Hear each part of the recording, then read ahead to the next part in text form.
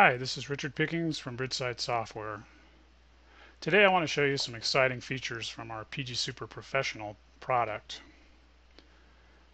What we have here is PGSuper open with a file that a friend of mine from Texas sent me. And she would like me to take a look at changing a harp strand into an all-straight strand design. This is a trend down in Texas to try to eliminate harp strands, which can cause safety issues as well as slow up production. So let's take a look. What we have here is a TX54 I-girder bridge. Spans are relatively short. 107 feet is the longest span, and these beams will go up to about 125. Let's take a look at the bridge a little more. Let's look at it in our 3D viewer.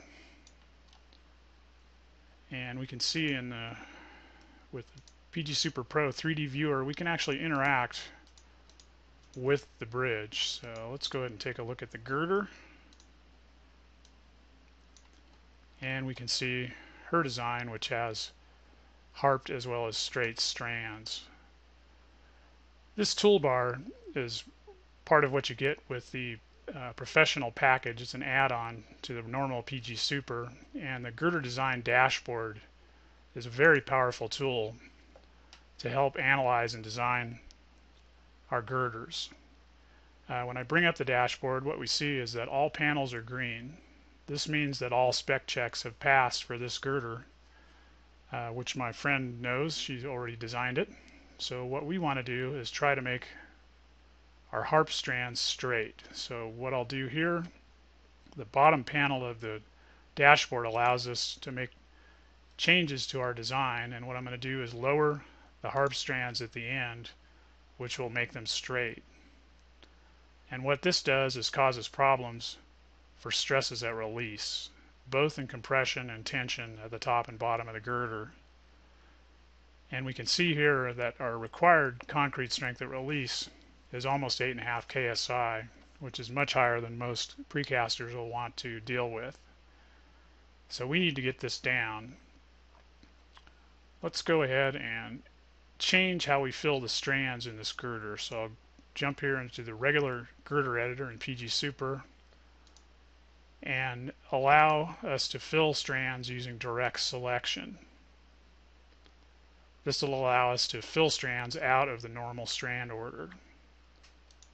So I'll go ahead and edit the strand fill, and let's fill a couple of straight strands at the very top of the girder. This should help us out at release.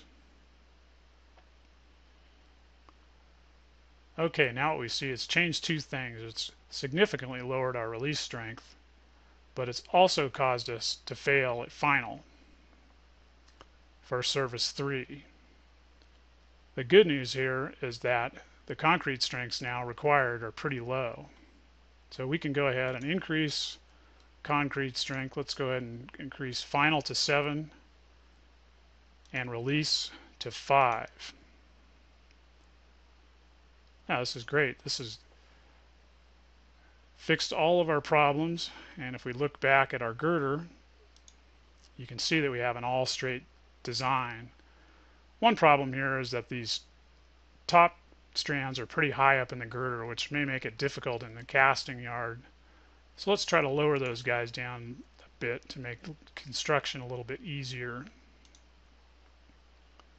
Go back in here and let me drop the strands down, let's say to here. Oh, that looks like it was a little too far. Let's bring them back up. There we go. Now we have a really fine-tuned design. I think my friend's going to be happy about this. Another approach to straightening out harp strands is to use debonding to help us in the release condition. So let's take a look what a debonded section might do. Debonded sections aren't normal for TxDOT, so I've created a library entry in another file that has debonding for this. And the problem in PGSuper is it's difficult in the normal version to get library entries from one file to another. In the Pro version, we have this Get Select Library Entries feature. Here's my file with the debonded strands. Let me go ahead and open it up. Select, and here's my girder. I have a TX54 debondable. Let me go ahead and bring that in to our file. I'll go all the way back to the bridge editor, double click, and change my beam type to TX54 debond.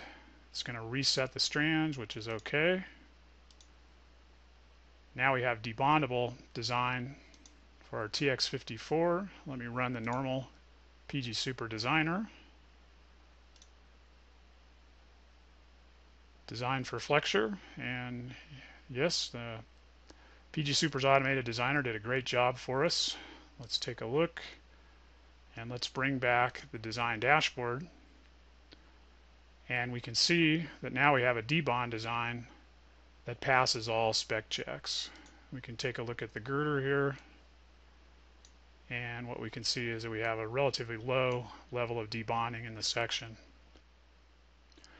Also, let's take a look at the concrete strength while we're at it. Back to the design dashboard. 4.3 for release, 5.0 for final. That's a good design.